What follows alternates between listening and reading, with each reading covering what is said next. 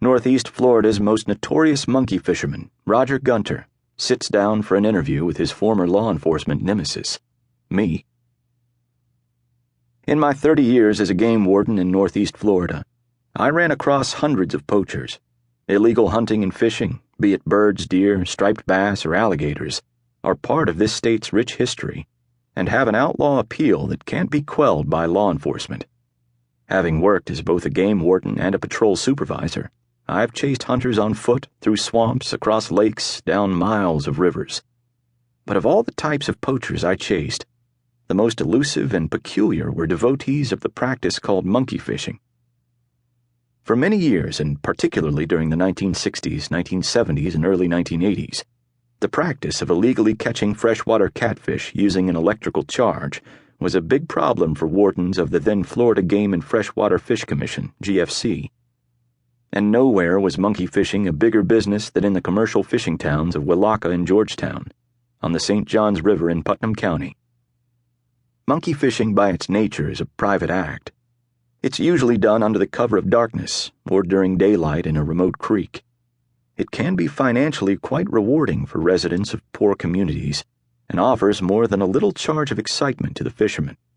The sight of hundreds of catfish rising to the surface in a desperate attempt to escape electrical currents applied along sandy river bottoms has for years attracted, even addicted, wayward commercial fishermen. And those who practiced monkey fishing created a colorful history that will forever remain a part of St. Johns River lore. Most were hardcore poachers who did not surrender willingly to my siren and blue light. In fact, just about every time I tried to catch one, they'd end up leading me on a hellish boat chase. Without question, the worst was Roger Gunter, a man who had, and still has, the well-deserved reputation for being just a little bit crazy. Gunter is 69 now, but back then he was Putnam County's most notorious outlaw, an old-school poacher who caught and killed gators, deer, and fish with utter disregard for the law. A true profiteer at the expense of wildlife, Gunter was the ultimate prize for any game warden. In his 30 years of monkey fishing, he'd never been caught for that offense. Gunter didn't fare as well when it came to deer and ducks. He was caught a handful of times for hunting violations, happily walking out of court with a dismissal or a small fine. Back then, folks at the courthouse regarded Gunter's game law foibles as merely an amusement. Toward the end of my career, I thought it would be interesting to sit down with this notorious poacher and possibly even write about him. Gunter disagreed. For 5 years, I asked him to sit for an interview, but as long as I worked at the Florida Fish and Wildlife Conservation Commission, he flat refused. "I've got too many secrets, Cat," he told me. Gunter calls everyone Cat. It's easier than remembering names.